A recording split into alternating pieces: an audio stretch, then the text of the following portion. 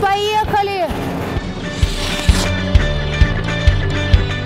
Муз үстүндө чимирилип бийлеген Аделя Есентаева 12 жашта. Бул спорттун түрү менен машыкканына 4 жылдан ашты. Муз үстүндө бийлөө техникасы оор болгондуктан жумасына 6 жолу машыгат. Канчалык кыйын болсо да бийлегенден тажабайт. Секиребиз, ошолорду кулап, көбүрүп кетет. Бирок эми келе беребиз. Двойной Ридбергер прыгнула, тоже накрутилась, выехала. Поехали, каждый найдите себе место. Муз үстүндө бийлөө абдан коо спорт. Кооздугу кыймыл аракети, андагы ар бир элементтин тактыгы, күжүрмөн эмгекти талап кылат.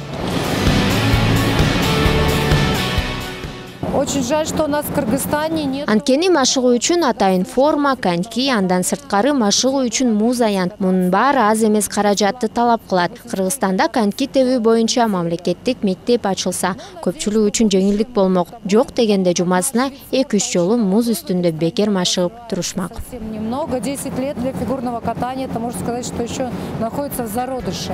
Көрүүдө суктандырууну жараткан спорттун бул түрү адистердин баамында көп каражатты талап кылат. Азыркы тапта жеке машыгуучу залдарга ата-энелер бир бала үчүн айына 5000 сомдон 16000 сомго чейин сарпташат.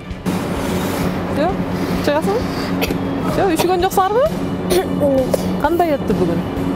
Жакшы өттү? Кууганда ооруган жок белемби? Алат. Лира Генжебаева кыздары Аделя менен Айбикени аталган спорттун түрүнө берүүдө алдыда кыйынчылыктар болорун билген. Бирок кыздардын кыялын ишке ашыруу биринчи кезекте турган. Андыктан керектүү буюм тайымдарды чет өлкөдөн алдырат. Мисалы конькини заказ кылабыз.